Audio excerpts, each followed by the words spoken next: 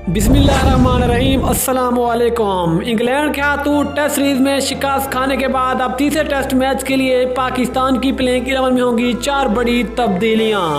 कप्तान बाबर आजम को बिल आखिर अक्ल आ गई। 4 बड़े खिलाड़ियों को तीसरे टेस्ट मैच में खिलाने का फैसला।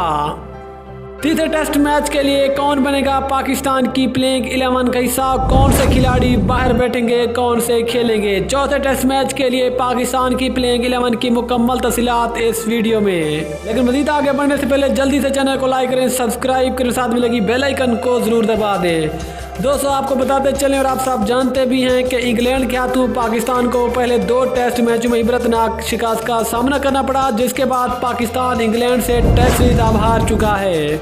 लेकिन अब इज्जत बचाने के लिए पाकिस्तान और इंग्लैंड दरमियान तीसरा टेस्ट मैच 17 दिसंबर से नेशनल स्टेडियम कराची में शुरू होगा। लेकिन इस मुकाबले के लिए पाकिस्तान की टीम में होंगी 4 बड़ी तब्दीलियां। दोस्तों, अगर पहली बड़ी तब्दीली की बात करें तो वो नाम आते पाकिस्तान टीम के साबिक कप्तान और विकेट कीपर बल्लेबाज सरफराज अहमद।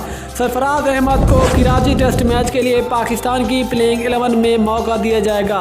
अगर दूसरी बड़ी तब्दीली की बात करें तो वो नाम आते लेफ्ट हैंड बल्लेबाज शान मसूद। शान मसूद को भी कराची टेस्ट मैच के लिए पाकिस्तान की प्लेइंग 11 में शामिल किया जाएगा। अगर तीसरी बड़ी तब्दीली की बात करें तो वो नाम आते नुमान अली जो कि टेस्ट के एक बेहतरीन ऑलराउंडर हैं। नुमान अली को भी कराची टेस्ट के लिए पाकिस्तान की प्लेइंग 11 में शामिल किया जाएगा। अगर चौथी और आखिरी बड़ी तब्दीली की बात करें तो वो नाम आते पाकिस्तान के फास्ट बॉलर नसीम शाह की कराची टेस्ट मैच के लिए पाकिस्तान की प्लेइंग 11 में वापसी होगी। दोस्तों, ये होंगे 4 खिलाड़ी जो कि पाकिस्तान की प्लेइंग 11 में शामिल होंगे, जबकि जिन 4 खिलाड़ियों को ड्रॉप कर दिया जाएगा उनमें पहला नाम आते मोहम्मद नवाज, जिसको मुल्तान टेस्ट में मौका दिया गया था लेकिन वो अच्छी कारकर्दगी दिखाने में नाकाम रहे थे। जबकि दूसरा नाम आते फहीम अशरफ का और तीसरा नाम आते आगा सलमान का और चौथा नाम आते पाकिस्तानी विकेट कीपर बल्लेबाज मोहम्मद रिजवान।